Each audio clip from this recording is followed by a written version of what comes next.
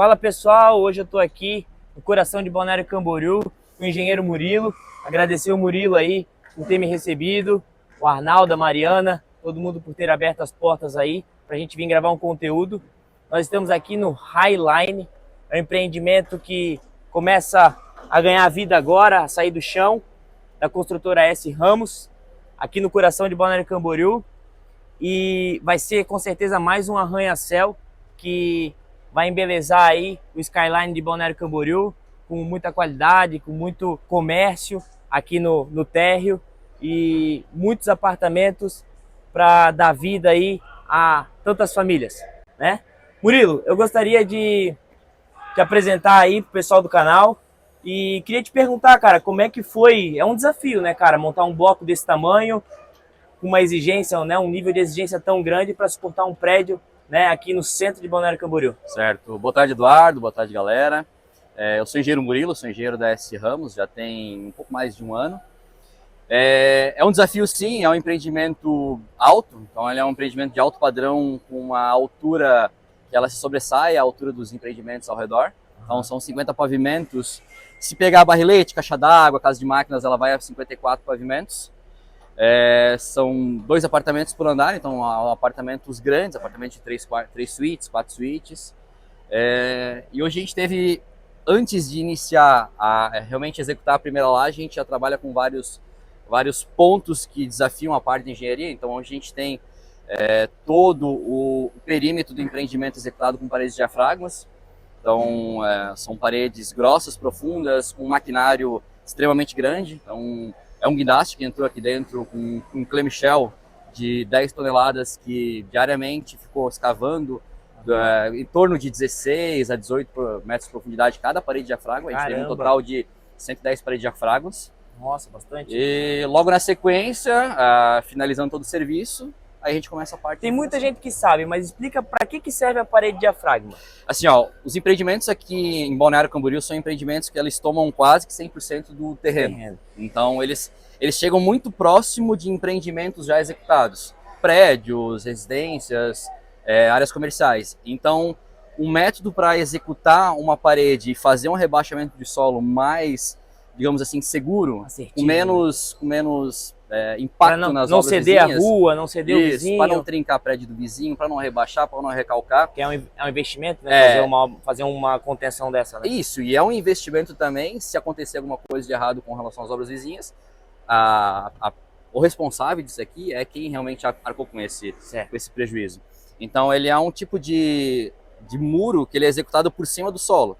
Então ele é um guindaste, ele é um guindaste de esteira, é um guindaste que ele trabalha e anda ao mesmo tempo, e ele na ponta do guindaste, ele pega uma escavadora, não sei como dizer, mas o nome daquilo se chama clamshell, que é um pedaço de ferro, é uma pinça, é uma pinça gigante, é uma pinça que ela tem 10 toneladas, aqui, pelo menos a que a gente executou aqui, né, que são paredes de diafragma de 40, 50, 60, que simplesmente o guindaste solta ela no chão, ela morde o chão, e ela puxa o barro e joga o barro para fora. Então ela vai cavando, cavando, cavando, puxando, jogando, até chegar na profundidade correta. E isso é executado com produtos para realmente, quando esse clamshell vai escavando, as paredes não fecharem. Então eles botam um aditivo, um líquido pastoso, que é um líquido pastoso que ele é realmente para não fechar as paredes. Então vai todo esse tipo de aditivo. E depois que tu escavou, que tu tirou o clamshell, que tu desceu a armadura, você concreta, acabou. Aí você vai para a parede do lado. Geralmente a gente fazia algumas vezes a gente fez 2 paredes por dia. É um processo lento, né? É um processo lento. Quanto tempo para fazer esse processo de parede de diafragma? Só a parede de diafragma a gente levou em torno de 3 meses. Deu 3 meses e 2 dias. É um terreno grande, né? São 111 lamelas. Cada escavação a gente considera como uma lamela. Certo. Então se a gente faz uma a duas lamelas por dia, a gente envolveu 3 meses e 2 dias especificadamente. Ah, que legal, cara. E essa parte do bloco, entre escavação e montagem do bloco, quanto tempo tu demorou para fazer? A escavação em si, até que ela é rápida. 2 máquinas aqui dentro trabalhando, retirando, até foi rápido. Questão de uma semana e meia a gente conseguiu escavar ela. A parte de perfuração dela que é um pouco mais crítica de se trabalhar.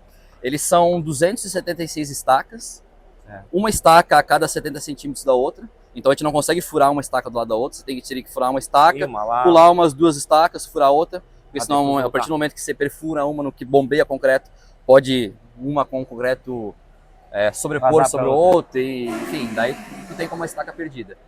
Então a gente começou ela no início do mês, a gente levou em torno de 2 meses e meio para finalizar essa etapa. A gente fez a etapa de furação de todo o empreendimento em 3 etapas. Então primeiro a gente fez embaixo onde é que estão os containers, porque o início das salas comerciais elas são escalonadas. A gente fez uma segunda etapa aqui, onde é que ficam as salas comerciais, os estacionamentos, e uma terceira etapa que daí a gente fez as 276 estacas do bloco central. Bloco central, entendi. E quanto tempo para concretar todo esse bloco que tá levando? Ó, são quantos metros cúbicos? São 1.400 metros cúbicos, então ele é um concreto com aditivo para ele retardar a pega, certo. Porque para uma camada de concreto não dá junta fria na outra, então para ela se misturar, então ela vem com aditivo, ela vem com gelo. A gente contratou um especialista em concreto, um consultor de concreto, para fazer todo o monitoramento de saída desse concreto da usina e a chegada dele aqui com a temperatura correta, com o slump correto. A gente planejou inicialmente fazer em 3 dias. Ontem veio um volume de concreto além do que a gente realmente estava planejando, e a gente vai conseguir, se tudo der certo, hoje finalizar hoje, dando 2 dias de concretagem. Oh, que legal, porque é uma logística, né? Tu envolver 2 bombas, tu envolver tanta gente, tu envolver o trânsito de Balneário Camboriú, que é um trânsito caótico, né? Para tudo a gente precisa de autorização. Então, para trancar essa rua, tanto a Rua 200 quanto a Terceira Avenida, a gente teve que, um mês antes, pedir autorização, receber autorização, a gente tem que fixar as autorizações ali na frente. Então, tem que entender que a população também precisa usar esse espaço, né? A gente é obrigado a usar esse espaço, porque não tem para onde fazer o lançamento delas. É porque a gente tá praticamente na Avenida Central aqui, né? Ali é o Teatro Municipal Bruno Nitz. Isso. E aqui praticamente pega a ponta da quadra toda, né? E a esquina toda aqui da Terceira Avenida. Se não fosse pelo teatro, seria tudo. Seria tudo, né? Se não fosse pelo teatro, seria tudo. Realmente é um empreendimento muito grande e é uma responsabilidade muito grande, né, Murilo? Fazer um bloco de fundação, porque é aqui que nasce a torre, né? Isso. Aqui sobe a torre, são 60, 50? São 50 pavimentos com barrilete, caixa d'água para 54. 54. Isso. Olha que legal. O bloco central, que é essa torre aqui, nesse pavimento que eles estão, não tem subsolo, então não tem estacionamento. Não tem subsolo. Ali vão ficar cisterna, casa de motoventiladores. E do restante do bloco central, daí a gente já tem estacionamento. Estacionamento que aqui no centro de Balneário Camboriú tem um negócio muito legal que, para você aprovar o projeto, você precisa destinar uma porcentagem de vagas para ser uma parceria público-privada. Então já tem vários prédios, né, que estão sendo construídos recentemente. Geralmente o subsolo ou o primeiro pavimento ele fica destinado para ser parcerias públicas-privadas para ter estacionamento rotativo, para que o pessoal que vem na sala comercial, né, o pessoal que vem utilizar, né, tudo que vai se instalar no empreendimento e tudo que está no entorno, principalmente aqui no centro, tenha lugar adequado para estacionar o seu veículo e fique com vaga, né? Tenha vagas disponíveis. Murilo, de agora para frente a gente costuma falar que é só alegria, né? Saiu do chão. Saiu do barro, né? Saiu do barro, agora velocidade, né? Agora é questão de velocidade, a gente ficou do início da obra até esse momento, a gente tem 1 ano de obra. Então, em 1 ano de obra, a gente não saiu do chão, praticamente. Porque, geralmente, eu falo em outros vídeos, o pessoal que passa na rua, eles não sabem o que está tapando para dentro. Né? E daí não tem toda uma burocracia para entrar, tem que estar com capacete, tem que estar com o sapato adequado. Também não é toda obra que recebe o pessoal, né? Até te agradecer por abrir a porta para a gente, poder mostrar para quantas pessoas que são entusiastas da construção civil, do mercado imobiliário, da valorização. Então, esse tipo de material não serve só para quem gosta de engenharia, né? Apesar da gente ter um mestre aqui explicando para a gente como é que é, ele serve para quem tem interesse de investir no mercado imobiliário, para quem tem interesse de conhecer a cidade, saber como que é feito, né? Imagina daqui 5, 6 anos, alguém que vai comprar um apartamento aqui vai poder ver esse material e saber como é que foi aqui embaixo, como é que tá seguro, tá tudo certo, né? Então, isso é muito legal, né? E a fundação é o tipo de coisa que ela dá trabalho, demora, é custoso e fica enterrada, né? Que mal te pergunte, qual é o custo de investimento para fazer um bloco desse, cara? Entre aço, mão de obra, concreto, parede de diafragma, assim, que está enterrado. Hoje, eu até recentemente estava conversando com o João, que estava ali, do que a gente já gastou aqui até o momento, mas já enterramos aqui questão de 4 milhões de reais. Nossa, então temos 4 milhões de reais enterrados, né? Aqui. Sem subir nenhum pavimento. É um investimento que traz segurança, né, cara? Exatamente. É o que sustenta tudo. Ter, né? É o que sustenta tudo. Show, cara. E é isso, pessoal.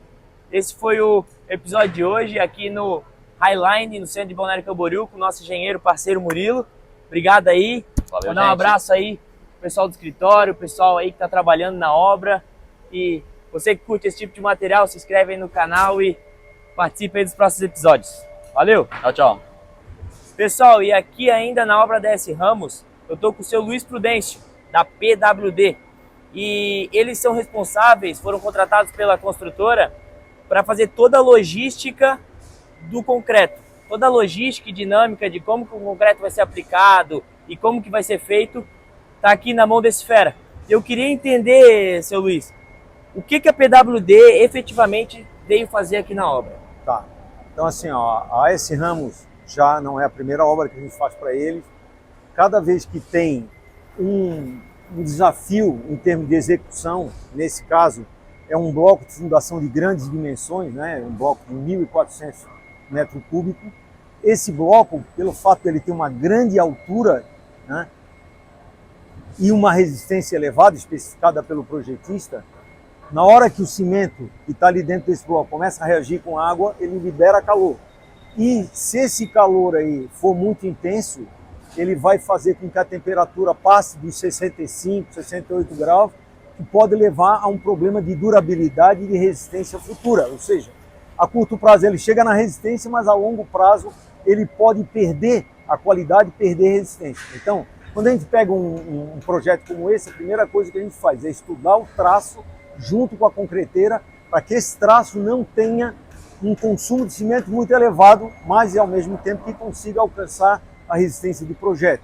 O tipo de cimento que a gente coloca também é importante, não é qualquer tipo de cimento, tem que ser um cimento que tenha uma aptidão para resistir esse tipo de temperatura elevada, né? Não pode chegar acima de 65 e não pode, ao mesmo tempo, tem que chegar numa resistência que a gente quer. Outra coisa que é importante é como lançar esse concreto aí. Esse concreto vai ter que ser lançado em camadas, então tem que estudar junto com a concreteira a logística, quantos caminhões de betoneira, quantas bombas para a gente fazer essa obra. Então tudo isso a gente faz um projeto e executa e acompanha, né? Quando chega aqui cada caminhão, a gente é responsável por liberar esse caminhão para ser bombeado para dentro do bloco. Então eu tenho que medir a temperatura dele, né? Foi colocado gelo nesse concreto para que a temperatura de largada não fosse muito elevada, né? No máximo, temperatura de lançamento em torno de 18 graus a 20 graus, né? Porque se ela passar de uma temperatura inicial de 25, por exemplo, na hora que o concreto reagir, o cimento reagir, ele vai chegar a 70 graus. Se eu resfriar ele na largada, o pico de temperatura fica mais baixo. Então tudo isso a gente controla a trabalhabilidade, controla a quantidade de água que foi colocada, ou seja, a trabalhabilidade para poder ser lançado. Então esse é o trabalho que a gente faz num bloco como esse. Muito importante, isso é para vocês verem a dinâmica e quantas pessoas envolve uma concretagem do bloco desse, né? Não é só armar, não é só chamar o concreteira, né? Tem que ter um estudo, tem que ter um acompanhamento. E eles estão aí, o pessoal da PWD, agradecer aí pela atenção, Não, por isso. Tá bom? Parabéns pelo trabalho, tá? Obrigado. Valeu, pessoal.